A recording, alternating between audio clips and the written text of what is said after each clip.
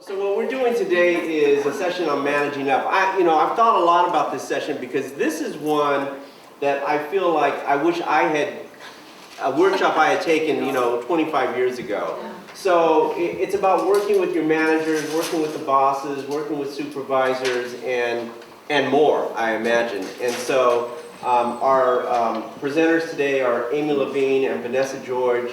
I'm going to let them say a little bit more about themselves and do kind of a little bit more introduction on themselves and their backgrounds and get us going on this because we're running very late today. So let me just go ahead and turn it over.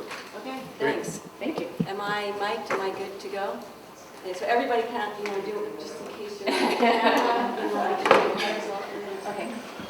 I'm Amy Levine, and I spoke here a few weeks ago on negotiating. I worked at UC San Francisco for over 30 years, and I actually thought I would be an employee my whole life, probably until I died. But as fate would have it, I have left UCSF, and I now am working for myself. I am the principal of the Essential Steps Coaching. So I do executive coaching. I do training, workshops, things like that. I teach a class at UC Berkeley Extension on women in leadership. And I'm a consultant. I run conferences and do events and things like that. So I'm loving what I do. It's been amazing. And when Vanessa and I put this workshop together, it was very humbling because we kept going, oh my God, I did that, I did that, I did that. And I thought about all the things that maybe I could have done differently throughout my career, but I figure maybe making those mistakes makes us better presenters on this topic now. So that's where it's led me. So. And Amy and so I'm Vanessa George, and Amy and I have had the opportunity to work together for several years now. I used to work with Amy at the Center for Gender Equity at UCSF, and we ran a whole range of leadership development programs for faculty, students, and staff on campus. And I ultimately moved on and went into the private sector and went to work for PG&E and ran leadership development programs there as well. But Amy and I stayed very, very close, and we have put on so many different workshops and seminars and conferences really focused on leadership and career development. And so I am now also out on my own as a leadership and career development consultant. I do one-on-one consulting with people who are looking to reinvent themselves or move on in their careers, help them find jobs and package themselves for the marketplace. And I also do teaching, and I work with Amy in doing various conferences. So we're kind of like, we always say we're sort of twins separated at birth. Can you tell?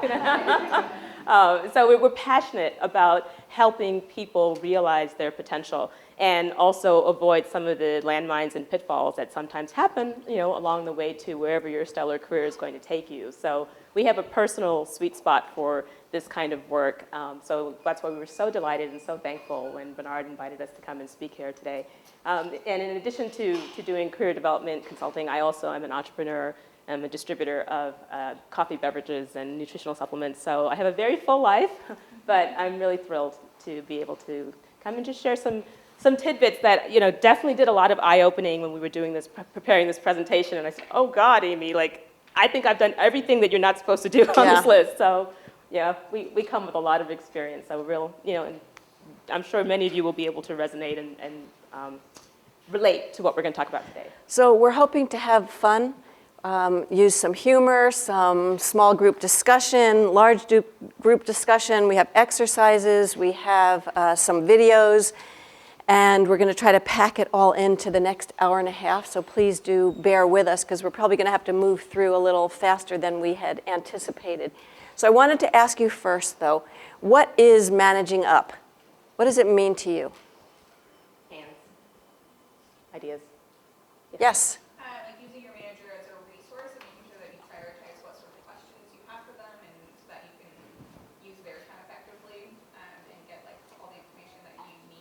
Okay. Good. Did everybody hear? Okay. Anyone else? Does that work for everybody? Is that good enough? Yes.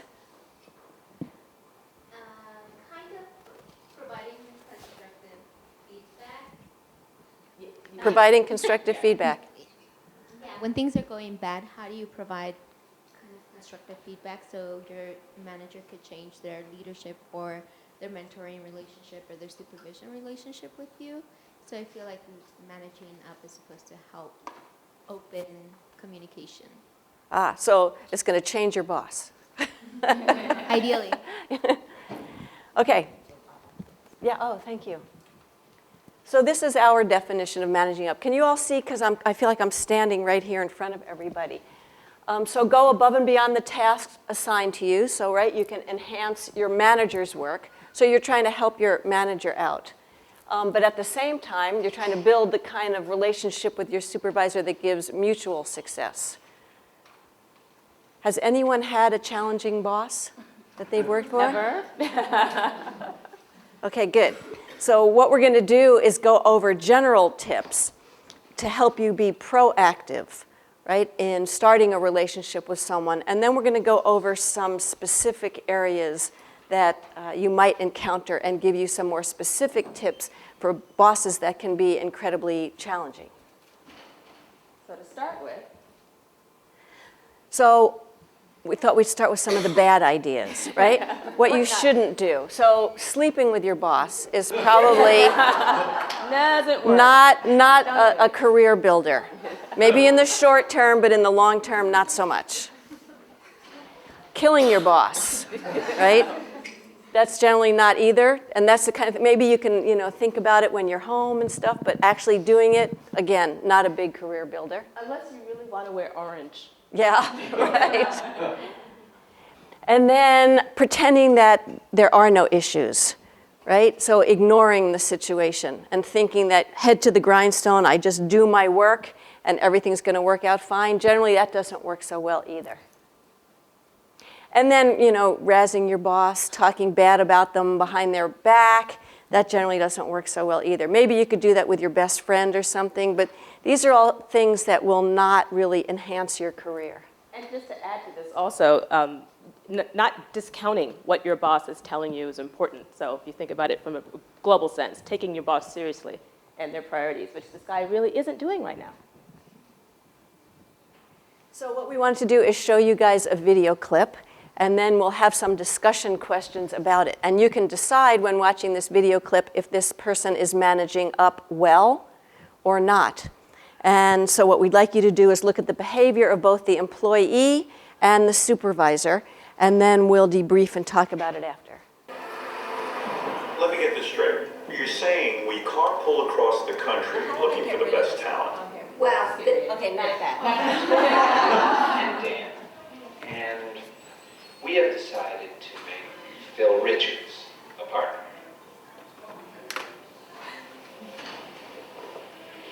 Shit. I know you're upset. Upset?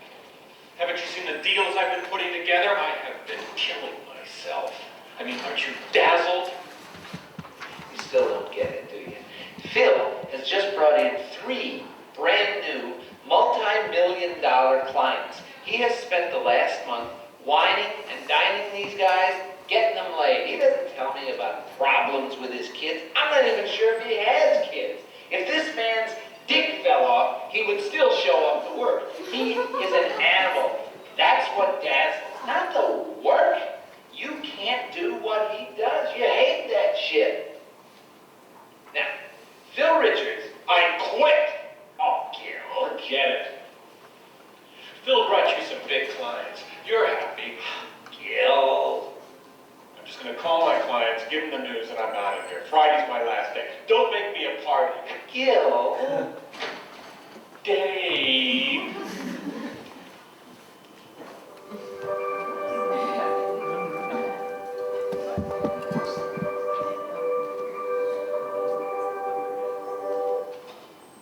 Okay. Oh, there we go. Okay. So, what we would like you all to do is glom together in groups of 3, if you can, you may have to come down a little bit, because we'd like you to just get together and discuss some of these key questions on the slide here, and you have about 5 minutes in your groups to get together and discuss them. So the first question is, what could Steve Martin have done to prevent being passed over for a promotion? What are some things he could have done? And he chose to quit. Did he have any other options? So we'd like you all to get together in clusters of 3, talk about it for about 5 minutes, and then we're going to bring you back and ask you to just share some of your observations.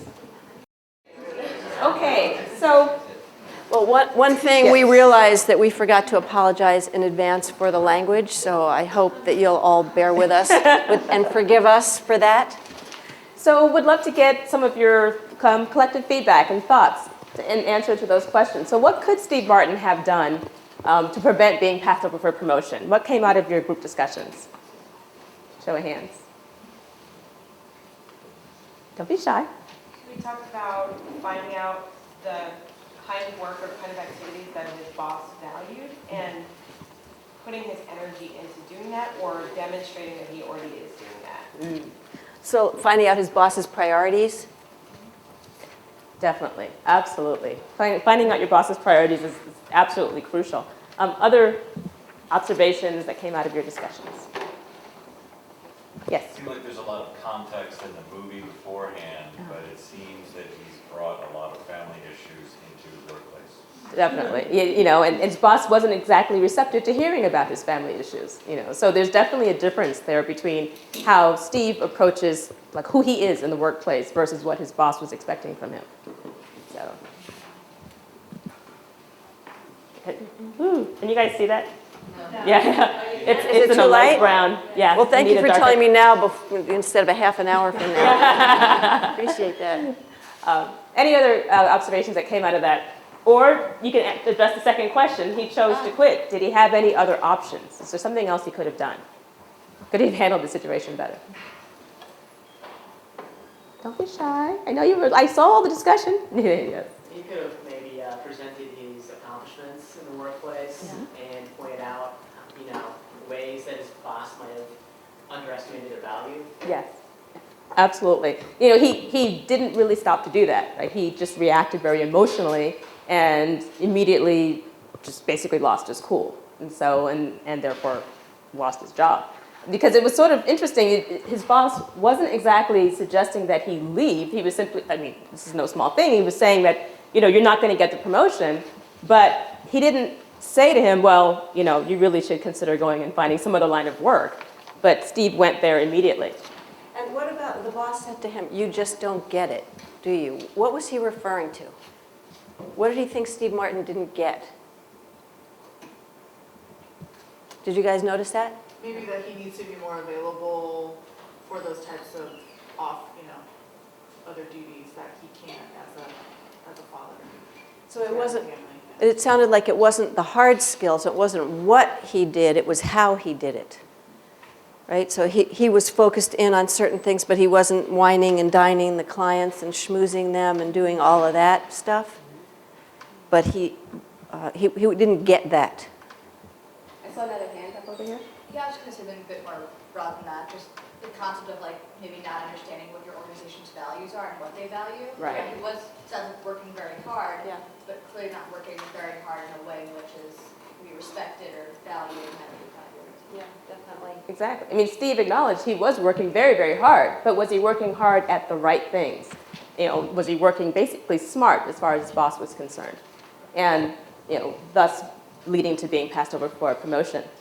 So there are a number of situations where we might find ourselves, you know, in these types of, or a number of times we might find ourselves in these situations where you feel you have done everything, and yet you're still not being passed over. I mean, you're still not being advanced in the organization, and you don't understand why. It's like a mystery.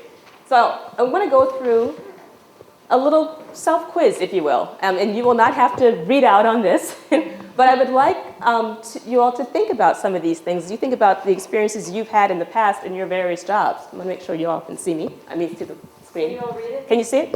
So the first one, I tend to get into power struggles and control battles with my boss. I resent the fact that my boss has the power to direct my activities.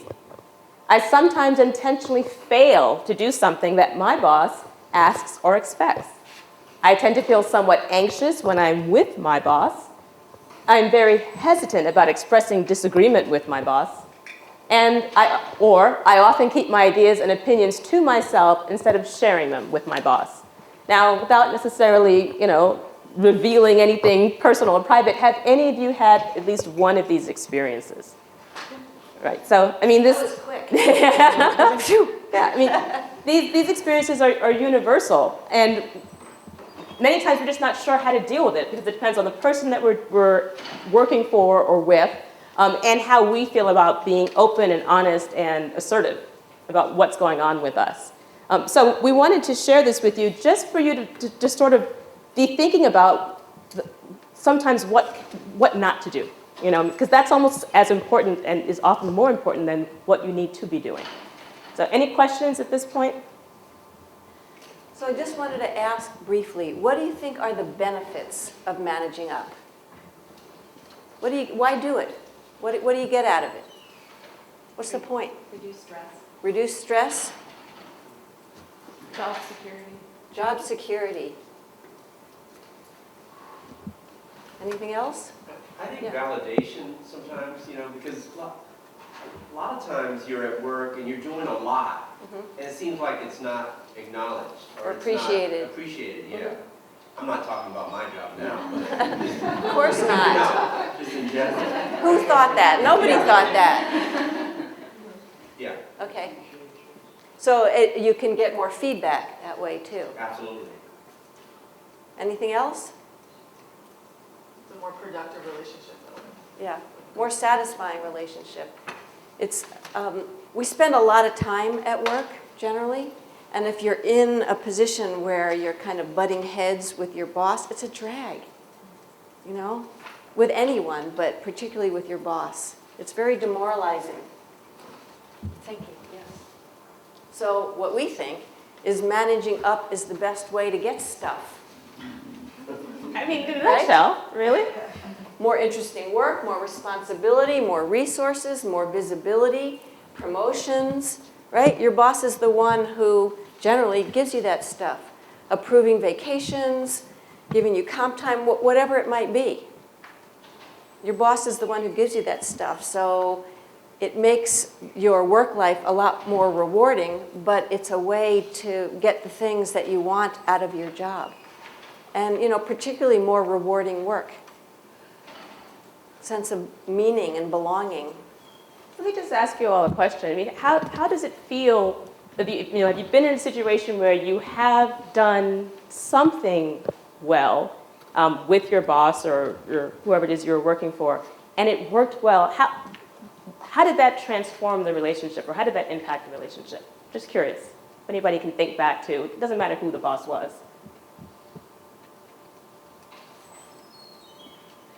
Yes? I think they give you more freedom to do things kind of the way you want to do them and less like micromanagement. They trust you more. If you've done something well, most of them, they just have more. So did you all hear that? Less micromanaging, which makes work a lot more satisfying. Were you talking about somebody in particular? I mean, different bosses I've worked with. I feel like that's kind of when you're starting a relationship, they don't have, as much trust, but as you start to do things well, they have a lot more trust and you get a lot more. Yeah. Just like the work that you're doing. And they let go a little bit more. Yeah, which I think is helpful for them too. Yeah. Exactly. Yes. I'm sorry. I was going to say, that I think it's something along the same lines, but I guess when they let go, it's also recognizing that you're competent to do whatever project they want to do. So being able to feel like your boss feels like you're a competent person and therefore gives you more responsibility is always a good feeling. And potentially more professional development opportunities. They're more willing to invest in you because you're giving back. Exactly. Any other thoughts or comments before we move on? Yes. The other thing I was just going to say is that I think sometimes you're not in isolation either. You're working with a team of people, and lots of times, I mean, some of my experience has been other people are getting things because they are managing up. They are working their boss, and I have felt like at times I have not done that, and it didn't pay off. It didn't pay off at all. Yeah. Right. Yeah. And then you see other people Yes. kind of like moving up to the left and moving up to the left. We were talking about that. In fact, there was a woman at UCSF who had a comparable job. to mine. And I watched her get promotions and get more resources and get more responsibility. And then eventually she was making like $50,000 a year more than I was. And I thought, oh, I just wanted to go home and whine about it. Damn, why is that happening? And I realized it's because she was managing up and I was just doing a good job and getting things done. And that sort of, is it head to the grindstone? Nose. Nose, okay. I don't even know what that means, but you know what I mean.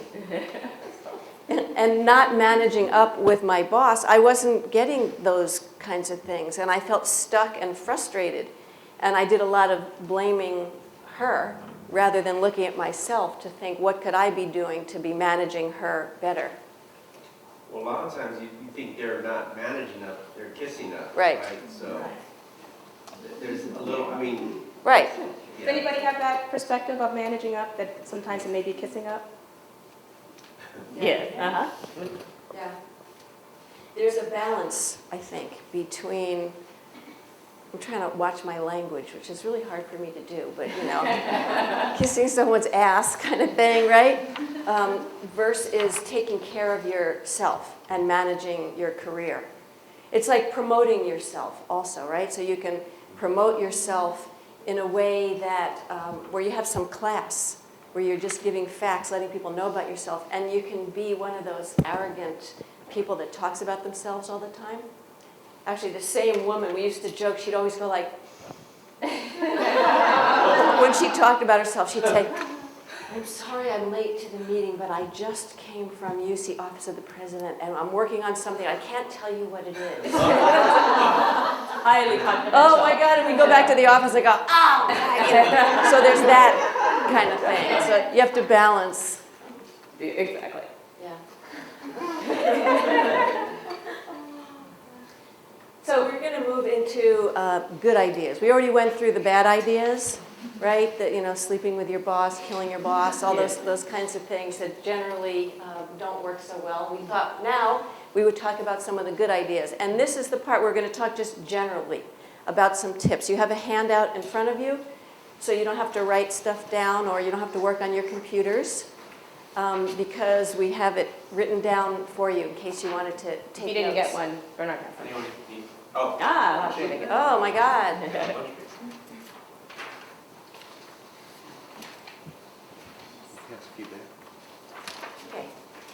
so we'll move on. Okay, so know what matters to your boss. Understand her or his priorities. We talked about that with the Steve Martin clip, right? It didn't look like Steve Martin understood his boss's priorities. He was working hard, but as Vanessa said, not working smart. And I had a boss at UCSF who was very supportive. She left, got a new boss, and the boss sat down with me and said, you are not my priority. I mean, boom, out of the box, just told me that my job, my work was not her priority. She had these other priorities, so it was my job to figure out how can I shift what I'm doing to meet with her priorities. And it was very challenging, but at least she told me. I got it from the beginning. So, the next tip, about being open and honest with yourself. So, in all seriousness, how many of you have ever been in a situation where you have had to deal with a really unpleasant boss who's just making your life really difficult, and you think, he or she has issues. They've got issues, right? That's not my problem, they got issues. Well, the truth of the matter is, how many of you have really hoped and hoped and hoped they would just change, they would just see the light, they would, have an epiphany, something, and they would just come to work the next day and they would just see you for how fabulous you are and just change, right? I mean, that's human nature. But the truth of the matter is sometimes, most of the time, you cannot change somebody else, right? You don't know where that boss came from. You don't, in a bigger sense, you don't know what their experience is. You don't even know what they're dealing with on a day-to-day basis. All you know is how they're treating you, right? And you can't change them, but you can change yourself. And the first stop is being honest with yourself about the situation that you're in. Are you doing the things to help promote a positive relationship?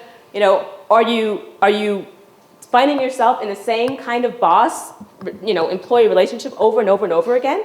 That is also something to consider. How much do you need to change yourself in order to deal with the situation you're in? And I don't mean being a whole different person, but are there things that you can work on in order to promote a better relationship? And if not, maybe that's just not the relationship you need to be in. You know what I mean? Maybe you just need to leave that person and you need to go find some place where you can actually be happier and more productive. But it always starts with being honest with yourself and, you know, not trying to change the boss that you have. Which is not easy to do. It's not easy at all. No, I won't lie. That's not It's easy. usually their fault. Well, that's my philosophy. That's why I'm working for myself now. Okay. Give your boss what she or he needs to do her or his job. So again, you know, that's partly figuring out their priorities. But bosses often micromanage because they're not getting what they want or they don't trust you to do a good job. So they hover over you and want to have a say in every little thing that you do. So if you give the person what they need to do their job, they're more apt to let go. Someone over here was saying, you get more freedom that way. That's exactly what this is about.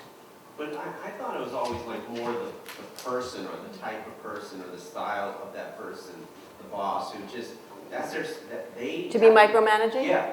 We're going to talk about that. Oh, okay. Yeah, we're going to cover that one. Yeah, we got that one covered. So we'll talk more about it. Okay. Because that, I think, is a fairly typical example of a negative management style, right, is micromanaging. And how do you deal with that? And all this to say, you can do all of these things and still nothing changes. And you have to decide, can you live with it or not? You know, and how you deal with your own feelings internally about it. The other thing I was just going to mention is that I have been in many situations where, with a work group, where I have said to myself, if that one person leaves, it'll be great. Yeah. It'll be a great place to work. Right. You know, it'll be so much better. Yeah. And then that happens, and then someone else somehow Takes fills, that job. Yeah, fills that void. Yeah, well, there's vacuum. There's often like the naysayer, the person, like you come up with an idea in a team and there's one person who goes, we can't do that. Or we did that before. There's often someone who doesn't really like their job and it infects everybody. It's really challenging. So the next tip is about having regular one-on-one meetings. Have any of you ever been in a situation in a job, especially when you've just started, where you actually did not have regular one-on-one meetings with your boss? Anybody ever been in that situation? It actually happens. And the key thing is that if that happens to you, you need to be the initiator. You need to be the person that goes to your boss and says, hey, I'm new here, and I'm so excited, I really want to do a great job. It would be very helpful for me if we could have regular one-on-one meetings once a week, every other week if your boss is that busy, but it's crucial. And when you have those meetings, you want to come to them, you want to share the information, and give your status update on whatever your project is to make sure your boss is aware of the work that you're doing. But if the boss doesn't take the initiative to ask to set up those meetings, you need to do it, because this is how that information exchange happens and how you get to share with your boss your accomplishments as you go along. So really, really critical to have regular one-on-one meetings. I also learned something from a class that I taught. One of the students had told me that in their workplace, they structure their meetings around whether this is an item where you're informing someone, whether you're discussing it, or deciding. And I think that was really an interesting perspective to me, because sometimes with your boss on a one-on-one meeting, you just want to inform them of what you're working on so they know what's going on. Other times you want to discuss something, get some input from them, take that information away. This is happening, what do you know about it? And the other one, you might want to make a decision in that moment. Okay, so here's an issue. This is what I know about it, and I want your input to make a decision about it. So it really helps to know, of those three, what are you going to your boss for? Mm-hmm. But what we're suggesting here is at least inform. That's the bottom line. Exactly. And a super quick story. I had a young woman in one of my leadership development programs that I used to run, and her supervisor came to me one day and said, I have no idea what, I'll call her Ann, what Ann is working on. And I said, well, why don't you know? And he said, well, I swing by her office and say hi, and you know, and I figure if she needs something, she'll let me know. But she just, you know, plows ahead, and I think she's doing her work, but I have no idea. And so I called her and I said, aren't you having one-on-one meetings with your boss? And she said, no, he never asked. And I said, well, guess what? He has no idea what you're doing. He has no idea at all what you're doing. And so, you know, he was a nice guy, and he obviously needed some fine-tuning on his management skills. But she was, you know, fresh out of school and didn't realize that she needed to take that initiative to set those meetings up if he wasn't asking for them. And, you know, the result was that neither one of them were communicating. And so these one-on-one meetings, I can't emphasize them enough. It's really important also, and I wish I had known this, you know, 30 years ago, to get advice from someone who knows my boss better than I do, right? To find out what is their style, how do they like to communicate, all these things that we've talked about, but to get more input. And I thought of it with a woman who was my peer, who I found very challenging, and frankly, I found her to be a little cranky. And so I went to someone else to say, how do I work better with this person? It's very frustrating for me. You know, I've tried different things. And she said, actually, she really likes lemon cake. So bring her some lemon cake. And I thought, really? Really? Are you kidding me? So I brought her some lemon cake. And the woman was, it like sweetened her up. It was very bizarre to me, but it worked. I thought, oh, I needed you to tell me to bring this chick lemon cake. Okay. So, but you know, it's kind of eye-opening that it does help to find out from someone else, what is the person like? What can I do better if they understand that person better than I do? And it can be really helpful. And if all else fails, lemon cake. So talk like your boss. What this is about is understanding how your boss likes to communicate. There's some bosses who want to communicate with you entirely by email. Some are face-to-face people. They want to drop by your office 5 times a day. You know, they like that personal connection. Others just want to get everything written in a memo that you know, whatever, a document that you send them, and they review and they'll get back to you. It's really important for you to understand how they like to communicate, and then to attempt to adopt that style so that they can hear you. I mean, I've heard a boss say, well, I couldn't communicate with her because I just couldn't hear her. I didn't understand what she was trying to tell me. And it wasn't because the young woman didn't articulate well. It's that the boss had a style of communication that did not match the style of communication that the person she was working with had. So it's like they were speaking totally different languages. So it's understanding if your boss likes things short, concise, to the point, that's how you need to communicate. If they like stories, you know, you work on that. If that's not your style, you try to meet them somewhere in the middle. It's about understanding who they are and really just trying to establish a relationship with them so that you both win in the end. This one, my next one's my favorite, you know. Tooting your horn. There's a great book called Brag, The Art of Tooting Your Horn Without Blowing It. And I just love that concept. And, you know, we talked about it already a little bit, the balance between being a bit of a jerk, but letting your boss know what you're working on and your successes.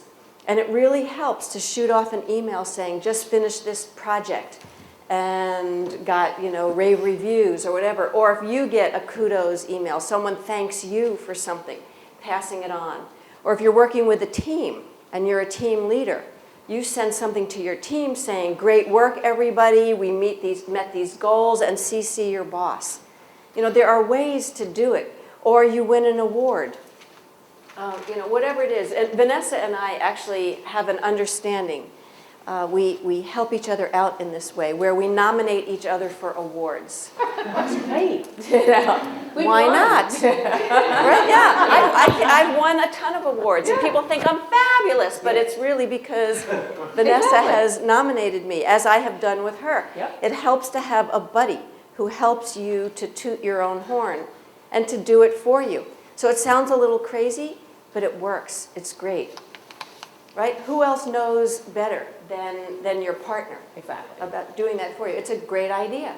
So I don't know if you guys know each other in this class, but you know, if you can connect and have someone, will you do that? And I'll see something and go, oh, that sounds good, and I'll shoot it off to her. Exactly. And we already have the language, right? Because we have the awards, it's already been written, so it makes it really easy. We just cut and paste. It's really Yeah. great. Have you ever seen an award where you thought, God, that would be really cool to win something like that?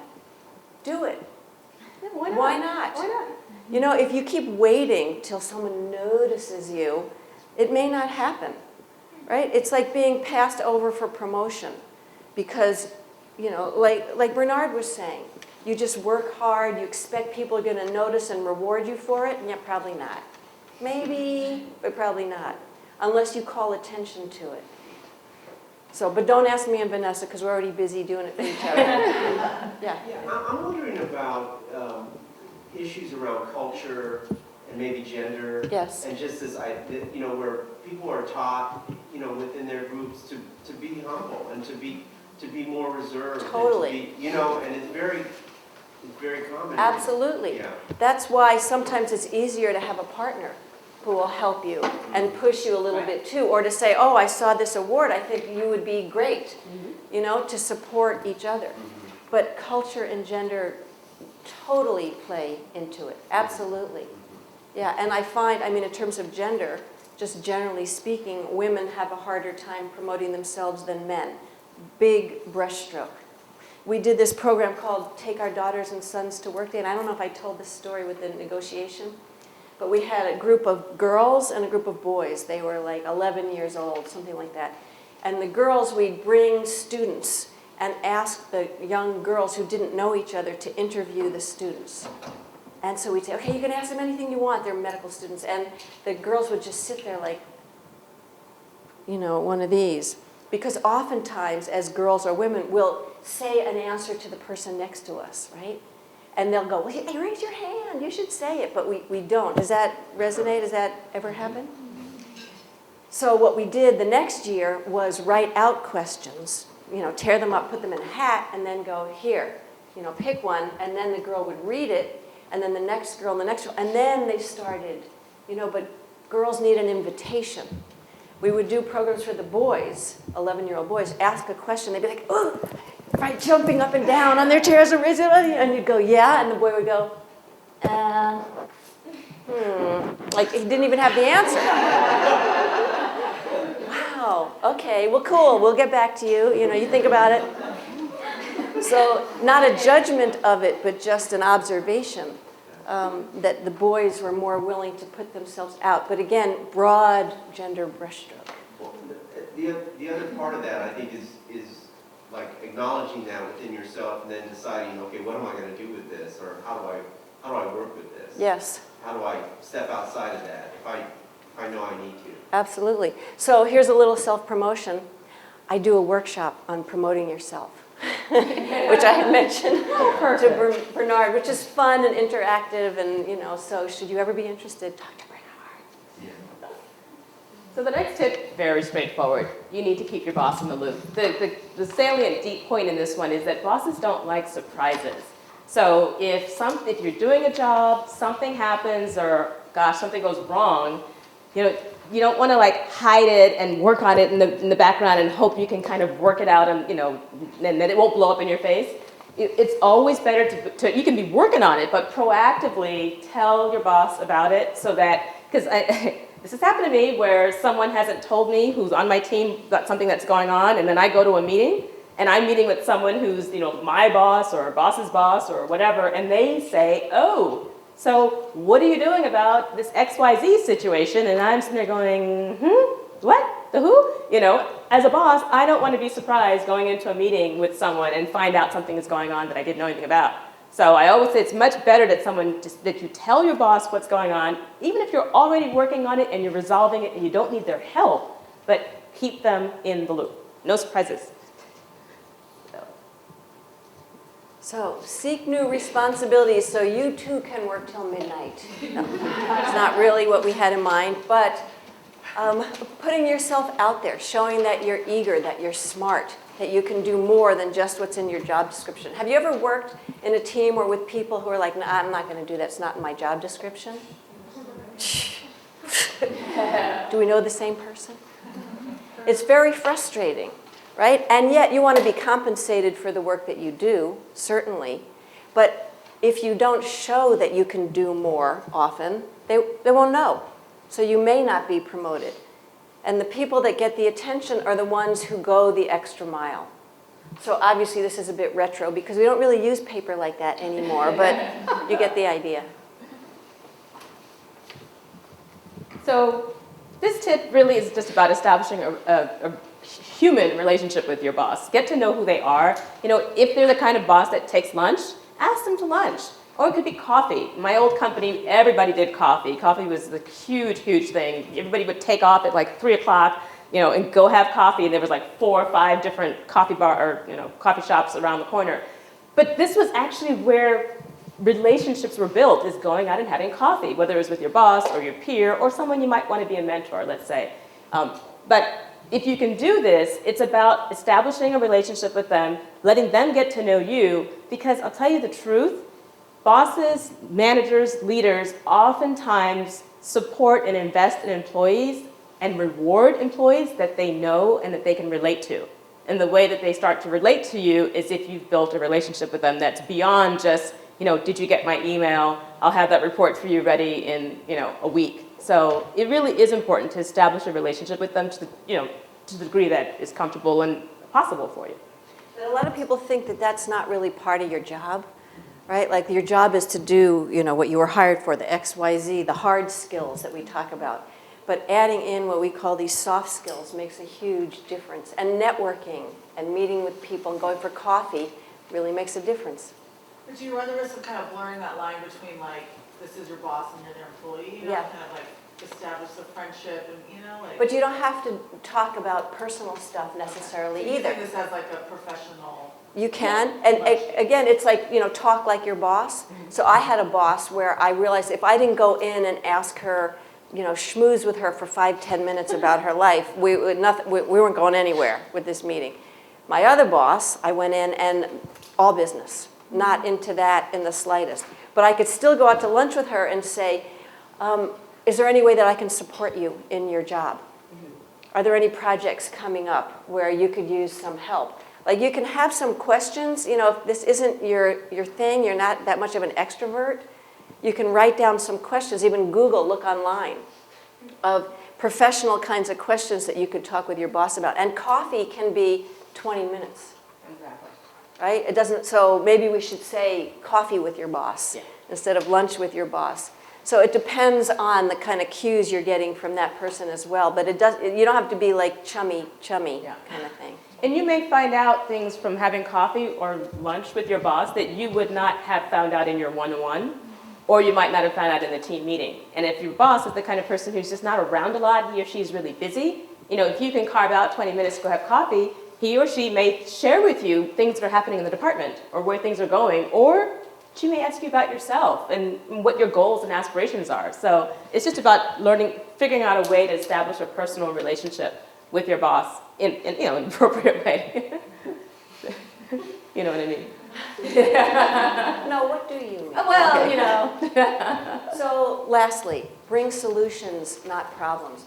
So managers, supervisors, bosses don't just love it when you solve a problem. I mean, don't just like it, they love it, right? So if you find something isn't going well, or you have a problem, if you could go to them and say, this was a problem, this is an issue, and this is how I've solved it, or this is what I would like to do, it's huge. You're showing initiative, and you're a real asset to the individual, the department, the company, to everybody. Or, we had talked about inform, discuss, decide. You could also say, here's a problem that came up. These are 3 different ways, you know, that we might go about solving it.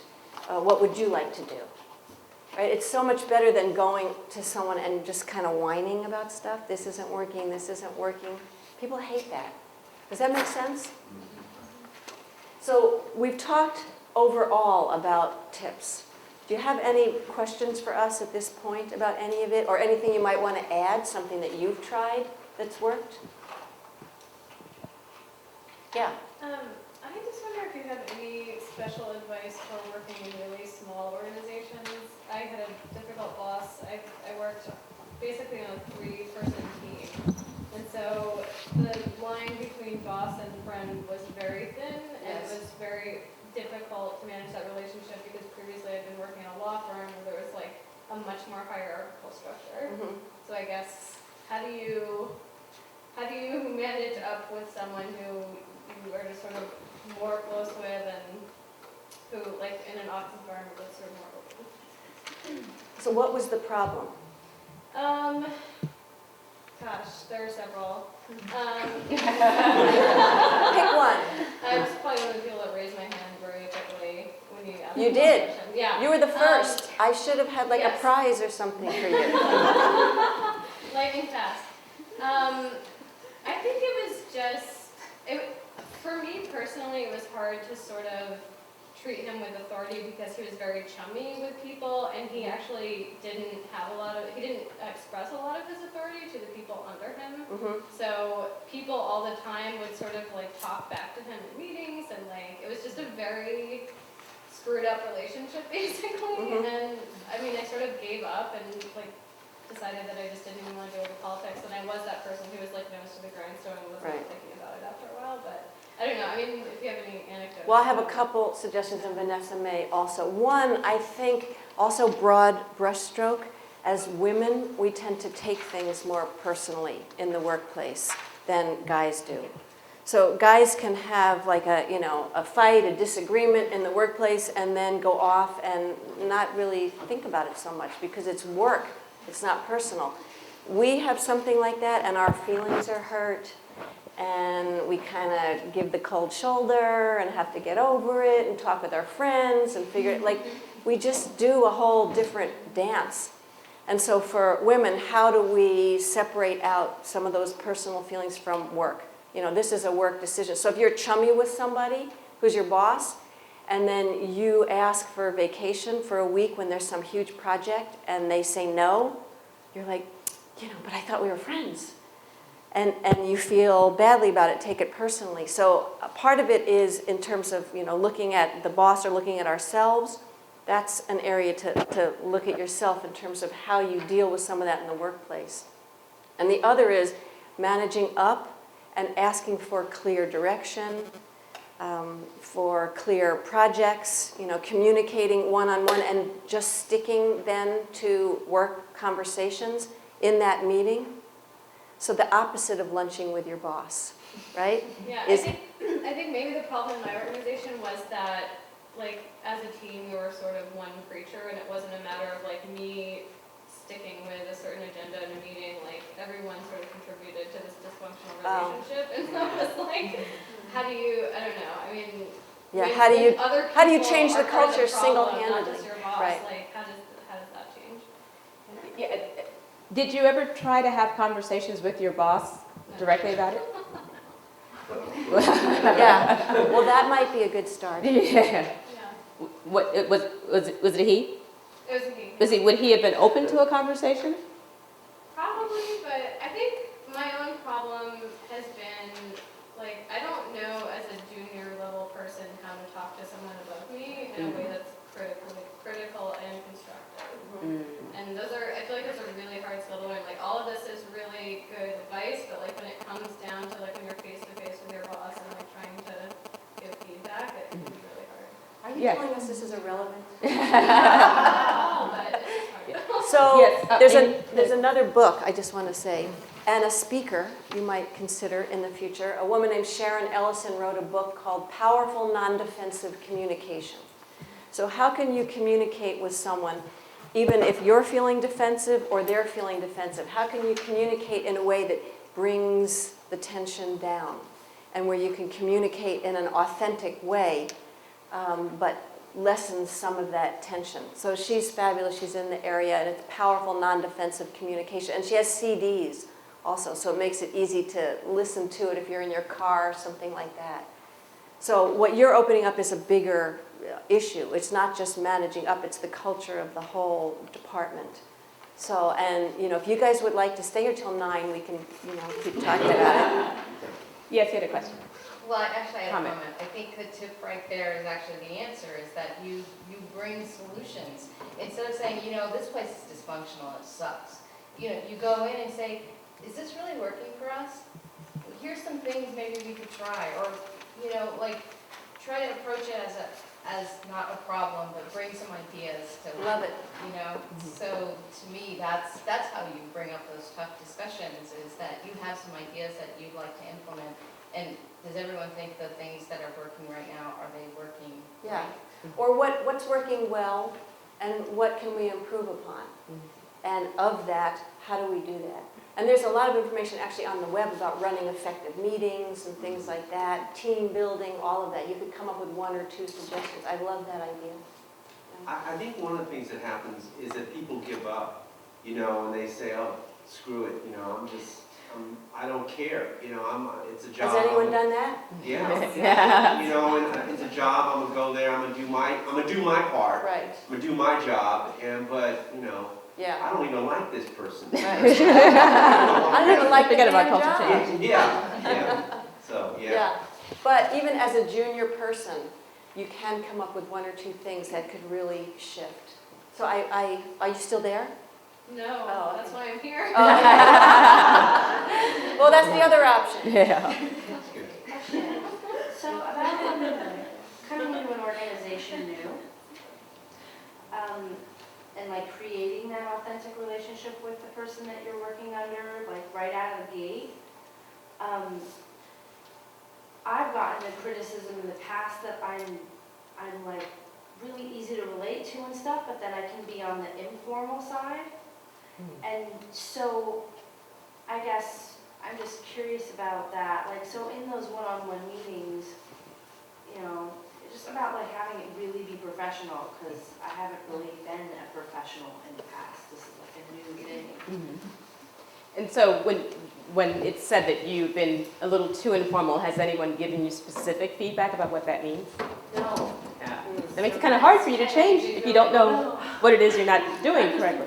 Oh God, that sucks. Yeah. Yeah. It also has a lot to do with the environment that you're in, because if you like having a collegial relationship with the people that you work with, but they prefer a more distant, you know, kind of arm's length relationship, that's a big issue, right? So a lot of it also is figuring out who you are, like being open and honest with yourself. Who are you, and where do you feel comfortable? So maybe those environments just weren't the right environment for you. I mean, I spent 10, 11 years working in technology, high-tech industry. Very informal culture, very flat. You know, you could go to your boss's boss, knock on the door, hey, Joe, how you doing? You know, how are you? Blah, blah, blah, blah, let's go have coffee. I mean, it was that flat. And then I've worked in other environments where you practically had to refer to someone as Mr. And so a lot of it is being aware of the environment that you're in and paying attention to how people communicate around you. You know, a lot of it's picking up on this culture thing that we're talking about. What is the culture of the company? And then as you kind of imagine yourself like an anthropologist. You know, I often think like that. Like you go into a new environment, you look at how people talk to each other, how do they communicate, you get to know like your peers and ask them, well, you know, what does it take? What's this place like? What's it take to be successful here? Or you know, just tell me what the company is like. So observe when you go into work someplace. Just get a pulse of what it's like. That will help you tailor your own style or decide it doesn't work for you. You know, I mean, so, because you can't change you that much. I mean, be open and honest, but you don't want to have to change yourself dramatically. So a lot of it is understanding what the culture is like, and can you model? Can you look at other people, how they interact with your boss or other bosses, and model that behavior to the degree that you feel comfortable. And then if you get to a point where you're like, you know what, this sucks, I know this just doesn't work for me, you go someplace else. You know. I think it's also important when someone gives you some feedback or criticism, instead of just absorbing it, saying, well, tell me more. Yeah. What does that look like? You know, concretely, what does that mean for you? Is there something specific that I did? Do you have a suggestion? You know, so put it back on the other person and get information, and then you can assess it more. Is that coming just through their glasses, through how they look at the world, or is it really something you want to look at in yourself? Yeah. It seems like a lot of the strategies that we've discussed so far are sort of like ways of fitting in better at work, or like ways of being better employees. when I saw managing up for the first time, I was thinking, like, I usually think of managing as like managing down, like what a manager does is Right. sort of like control their employees or, somehow exert influence over them so that they will do, so that they will be able to accomplish some larger goal. What are ways that you can sort of like directly influence or, because I think that the point you raised about like when your boss, when you feel like you have some criticism or you want to like guide your boss towards something that they may not see, like that to me seems like one of the challenges that I've had with managing up is that, they're in a position of power, but you may have some perspective that they don't have, and getting them to, how do you get someone who's in a position of authority to listen to you? And I know some of that is negotiation and influence, but But it sounds like what you're saying is not how do you get them to listen to you, but how do you get them to change for the better? Right. And part of that is this managing up. So if you treat them in a certain way, hopefully then that they will turn around and treat you better. But the bottom line is you can't. You can't change other people. You can only change your behavior and how you relate with them. So if I'm communicating non-defensively, I'm hoping that you will turn around and communicate non-defensively back. But it doesn't mean that's going to happen. I can only control myself. And that's why all of these tips are pretty much about us, about me, and how I react in the world. Now the other example, right, you might suggest some things like, okay, what about in our next staff meeting? We go around and everyone talks about what they would like everyone else to know about them in terms of how they work best. Right? Often we don't even do that. So it's like, I might say, I don't like emails. If you want to communicate with me, don't email me. Just come in my office and talk with me.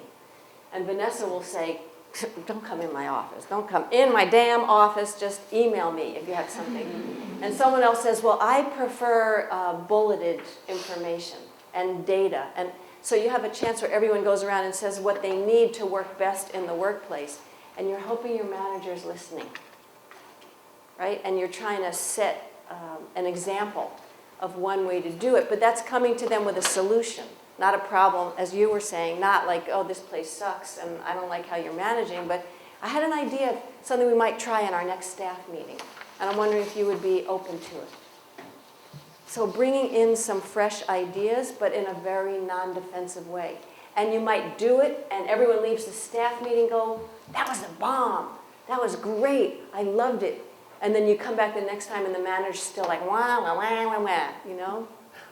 The other thing I would add to that, because I've lived your scenario, a lot of it is about showing your value to your boss.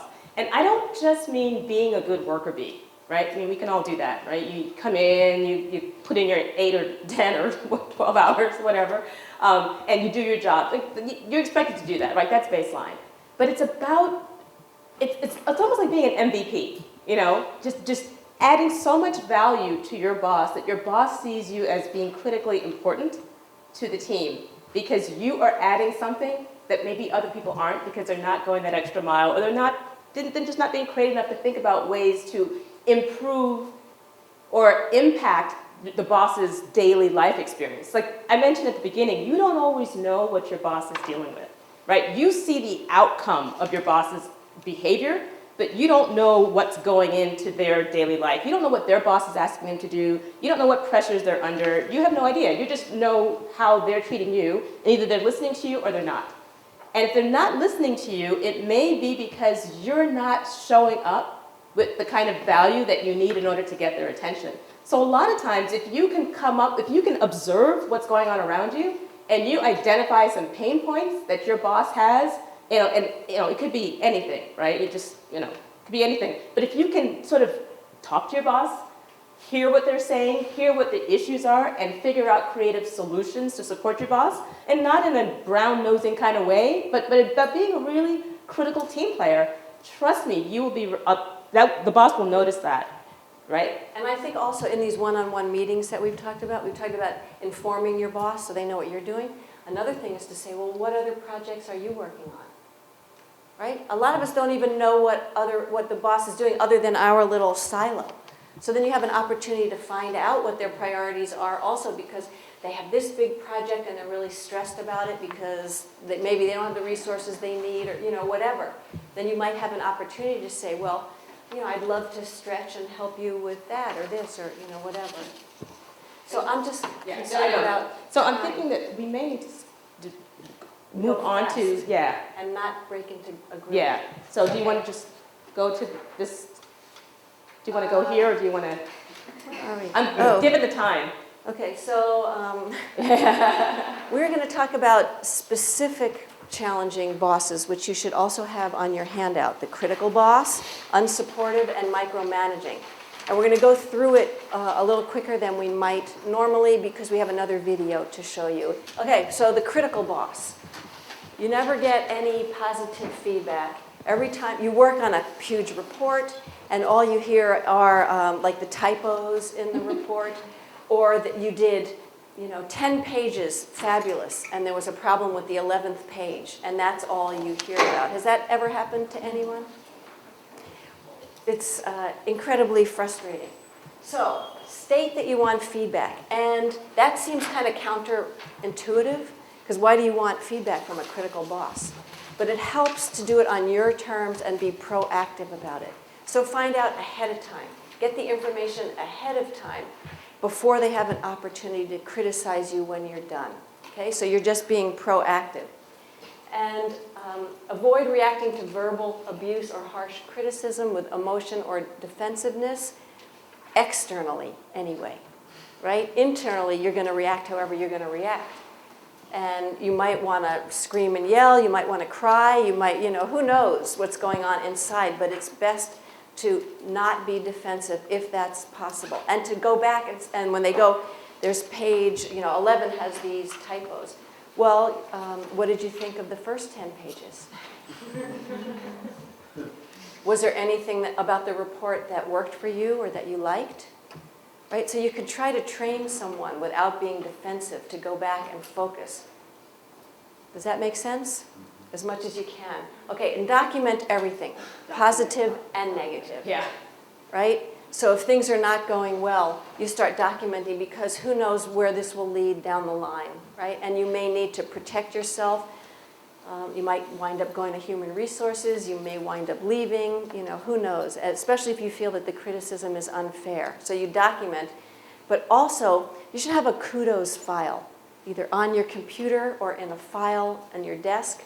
Anytime someone says positive things about you, you save it, you keep it. Or if someone says something to you verbally, sometimes I'll say, God, it would be really awesome if you would send me an email with that so I could put it in my file. Right? And then I send it on to my boss. Hey. And it's not only Vanessa who's doing that. Or just black out her name. Okay, and then leave work at work. I use this example of having a mirror, and sometimes people spew stuff at you. You just hold up a mirror and reflect it back, and just don't take it in. So don't go home all, depressed and unhappy because your boss picked out the one page that wasn't good on the report. You really have to use all your resources to have that self-esteem and to go home and still feel okay and to go do something fun. So the next type of special situation you might encounter is the unsupportive boss. Does this ring a bell? Any of you ever worked for someone who just wasn't really there for you, wasn't really supportive in whatever way it may be? I mean, maybe you decided you wanted more professional development training or whatever, and your boss wouldn't send you, or just wasn't really being receptive to a new idea. It can take many forms. Well, it can be really challenging, first of all, obviously. In the very first action you want to take, you always want to do your job well. Now that sounds sort of like obvious, like, okay, well, why do we even need to put it up on the screen? Because what happens sometimes is when you're in a stress situation, it can be very easy to get demoralized, and the next thing you know, your work product suffers. So you wind up in this really bad downward spiral where you were doing really well, but then your boss isn't recognizing you or is favoring somebody else, and it starts to weigh on you. And the next thing you know, you just, you let a few typos go, or you didn't get the report in on time, because basically you're just annoyed and ticked off. But what that does is it starts a cascade effect, and suddenly you're just not performing as well as you used to. So you always need to be on your game. You always need to be delivering on your objectives and on your goals, because that's just baseline, right? Then you want to, like Amy was saying, keep a record of what's happening. If there's legitimate issues that you're experiencing with your boss, you really do need to document that. You know, if you know that the department has, let's say, training dollars and you've submitted a request to go to some conference and your boss says no and just doesn't really make sense, you document that. Or if you've asked to work on a special project and you know that you're capable of doing it and your boss says no, document it. Because there may come a time when you decide you don't want to do this anymore, or you're really frustrated and you need to go talk to someone, like usually human resources. The very first thing they're going to ask you is, do you have any evidence of this? Do you have any examples? I need something. And if you just have it all in your head, you're going to sit there, well, there was this time, and and I sort of remember this kind of happened. Just write it down. It's real simple. Just write it down. Keep a record of it, because you may need it in the future. But also write the positive things down, not just the negative stuff. Keep a list of your accomplishments, because those are the things that are going to go into your performance evaluation that you will be asked to write yourself, right? So if you hear the boss constantly saying negative things, you don't want to internalize that. You want to write down all the great things that you've done, so when the time comes, you can document your own performance review. And that's really, really important. Also, if you're working with a very unsupportive boss, you want to take the high road. You want to be positive. You want to be optimistic whenever possible. And you don't want to get in these kind of power struggles or whatever. You just want to always put your best self forward. The other thing is, to the young lady up there, I'm sorry I didn't catch your name, the one with the computer. When you're kind of situation, you can, as a junior employee, still do this, right? You can set up an informal meeting and put together maybe a couple of suggestions or ideas about ways to improve the communication or the experience in the office by setting up a non-threatening, informal discussion. I know it's already very informal because there's only 3 of you, but maybe take them aside for coffee and say, I've noticed these things happening and I wanted to get your thoughts on what you think is going on, because here is what I'm observing. You're not going in being critical or attacking, you're just saying, I'm observing this.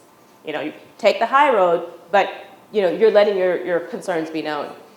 And finally, unfortunately, if all else fails, you may need to move on. Yes?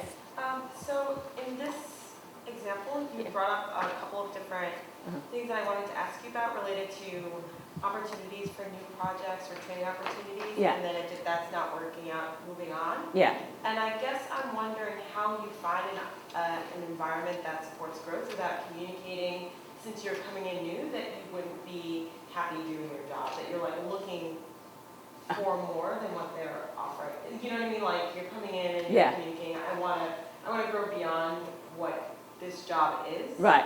Because I had a previous work environment where I was like getting a lot of positive feedback on a regular basis, and my boss was very happy with what I was doing and could rely on me to pick up stuff, but it was like the job itself wasn't really going anywhere. When I asked to do new things that came up that I thought I could transition into, I always get like, no, keep doing what you're doing.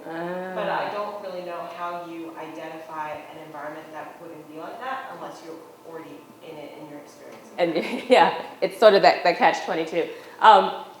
There's nothing wrong with letting your prospective boss, especially if you're interviewing, know that you are, you're eager to learn. You're eager to master the skills necessary to do a great job in this role. You want to grow with the organization. You want to grow with the company. You're communicating that you're committed.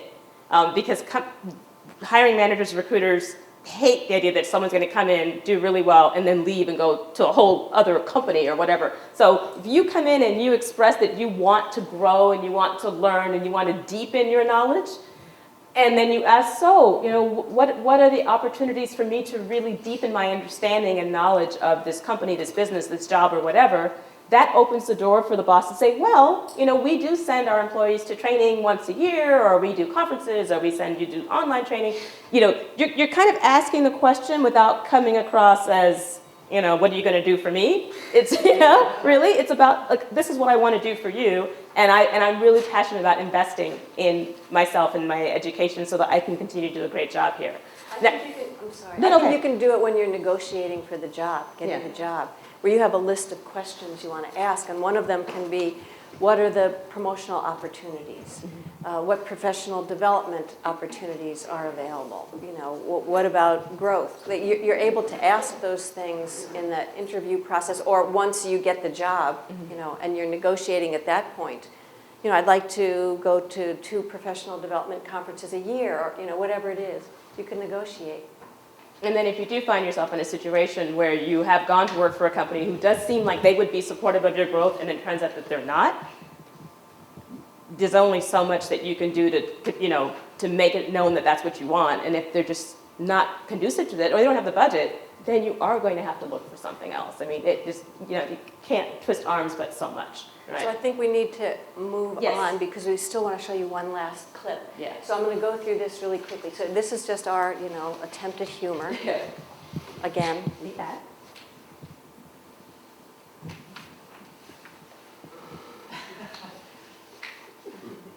All right, a couple of chuckles, good enough. Let's Yeah. move on. Okay. Okay, so mild humor.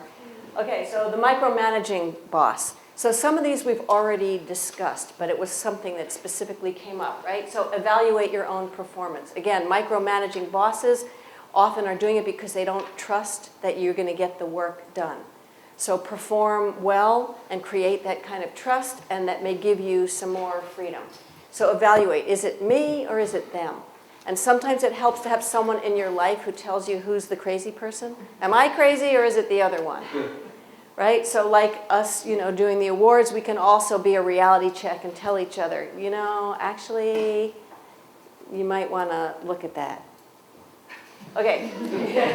Create a list of successful projects. We've talked about that as well. So you're doing it not only to inform your boss and let your boss know what you've been doing well, but to increase your own self-confidence and feel good about yourself, right? And increase your self-esteem when you're in a situation that's potentially going to minimize you. Suggest a regular daily meeting. So that might be with this particular kind of supervisor to say, these are the projects that I'm working on today. Let me know if you have any input now, right? So you're taking their stress level down a little bit and inviting them in. And again, doing it on your terms and being more proactive than just waiting till they come to you and tell you what you should have done differently. Find out ahead of time. Lastly, detail the steps you've taken and will take on a project. So they know ahead of time. No surprises. Okay? So we're trying to move through it fast because we want to show you another video clip.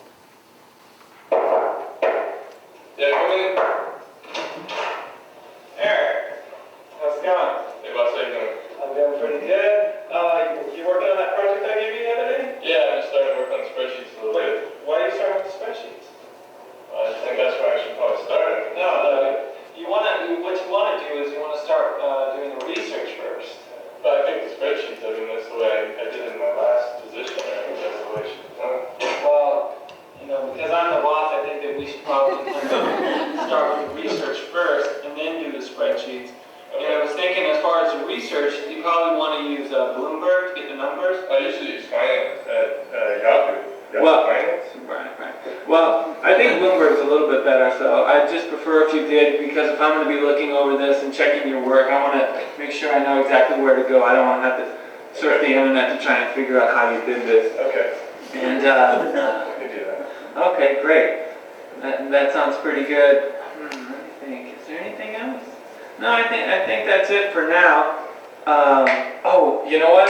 I heard that they're actually going to be moving this project forward, so I'm going to need you to kind of work late during the weekend, maybe come in on the weekend. So. Oh man, 49ers tickets this weekend. Well, don't worry about it. I'll be here too. So.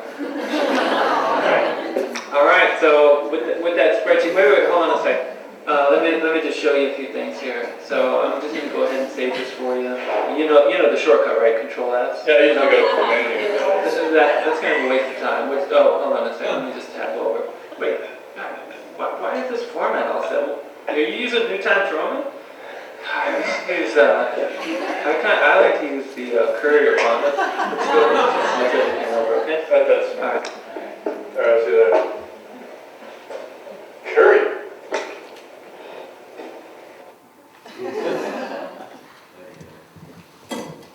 Okay.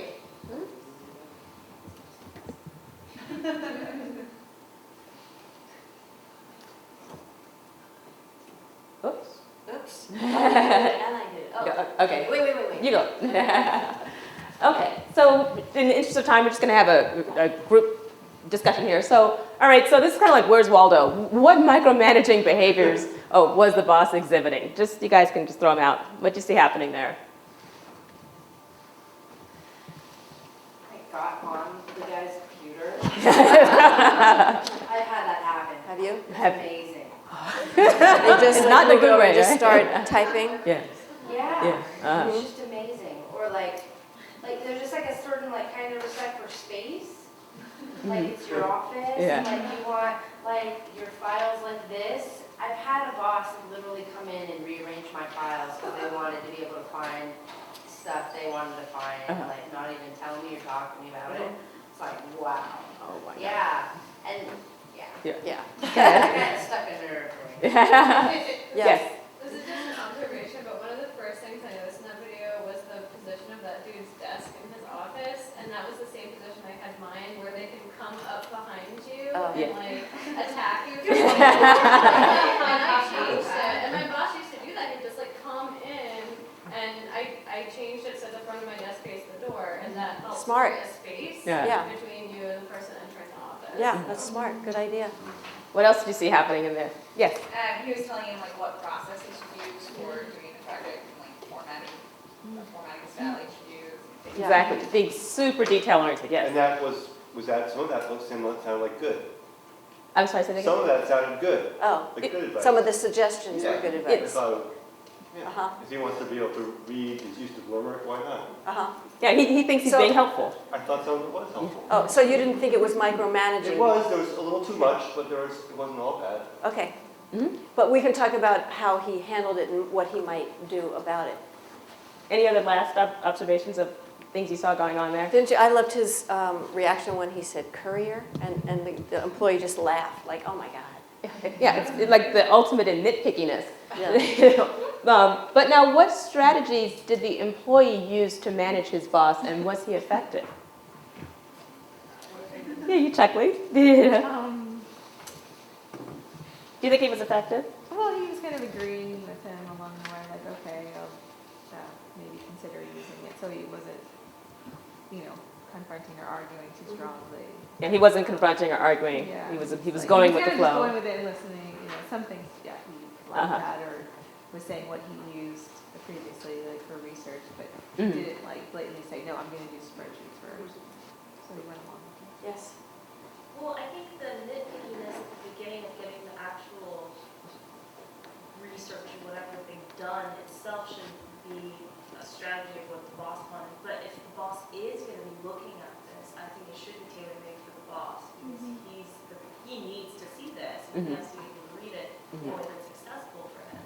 So I think that there should have been a compromise where the boss should have let me know these are the things that I need to be able to see. Right. But get it done in a way that I can still have access to it. Exactly. That's our point in a way. You were saying Bloomberg, that's a good idea.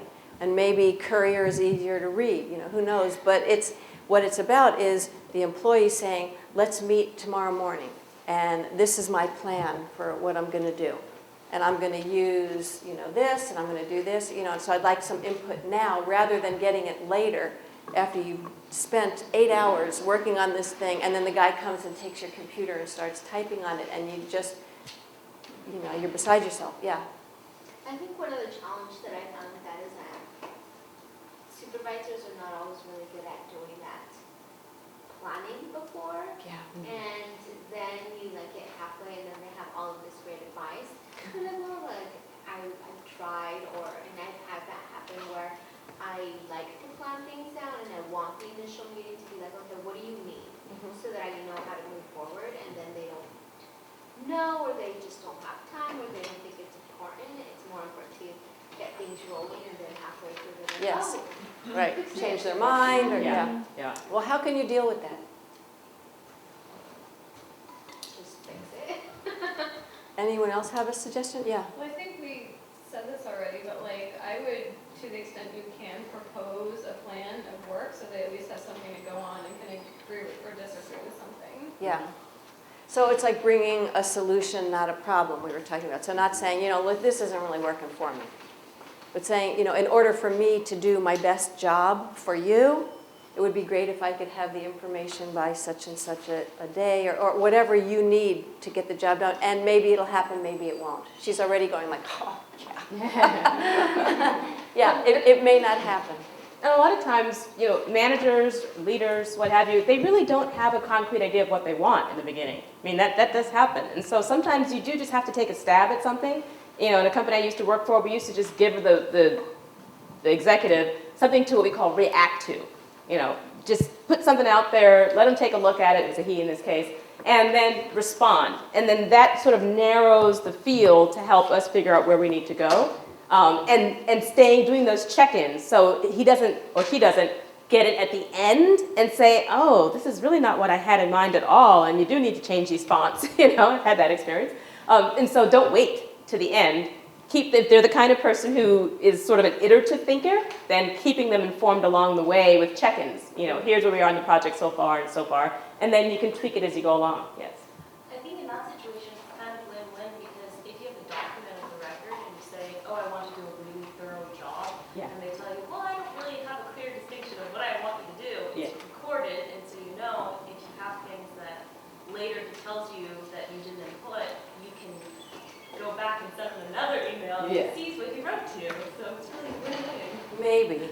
You have to be careful about that, because getting in a power struggle with your supervisor is often no win for us, right? So it can be hard to then go back and say, well, I just want to show you that I was right because, that kind of thing. So you just have to be careful with that.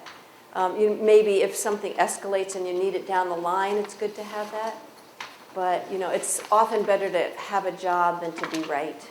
If it comes down to that. Yes. I was just going to say, I think sometimes you have to remind, particularly micromanaging bosses, that they trust you. I think they forget, and so when they start to micromanage and get out of control, you remind them, we've done something like this before. You know that I'm capable of doing this. And let me take a crack at it, and then I'll check back with you, kind of thing. Yeah, or tell me what you want in advance, and then I'll check back with you, and you can tell me if that works, rather than coming in every hour and changing the font and all that. Yeah. So, yeah, that's great. Anyone else? Yes? I think something that worked with that boss, that rearranged my whole office, was at some point, we just had such a tense relationship with each other, and the only thing I could really do to kind of restore that was I just went up there and acknowledged her and made her feel so awesome about herself. And that wasn't something I'd ever done, but I was I just want to say, I've been working with you for a couple years, and I've seen the kind of shifts we've had in the business, and I know it hasn't been easy for you to keep us all on staff and to find the funding to have us be here, and I just really want to thank you for everything you do for us. And then it was she loved Brilliant. me, all of that, all the tension kind of totally went away. Oh, yeah. And we were partners for the last 6 months I was there. I love it. That's like the perfect That's summation. I know, that's it. Well, I just want to say it's that and lemon cake. And you're, great. But What else it's do you need? appreciation, really. Because now, we're always looking for that validation from them. Right. And it doesn't ever go the other direction. I love Such it. a good point. That's great. Absolutely. Can we borrow that, and we're going to put that in our I tips? Because we had 11 tips, and it felt kind of off. But we need to... Perfect segue. Yes. So we had hoped to have some discussion around this, but what we would love is if you take this with you, because it's 1 minute to 6, and just think about one thing you learned or will do differently based on this presentation. Just one action item, one thing that you can do that will create more success and joy for you in the workplace. That's really all we hope for. So on behalf of both of us, Thank you very Thank much. you. This has been a pleasure. With you, a lot of fun. And, you know, just our last, this is who we are. Amy and I have just had a wonderful time with you all this afternoon, and you know, sorry we had to compress it all and we had to skip a video. If you guys want to stick around, I'd be happy to play it, but it's just been really fun. And feel free to contact us if you have further questions or just have some thing you just have to talk to us about, and you know, we're here for a little while, so thank you. Thank you, all of you.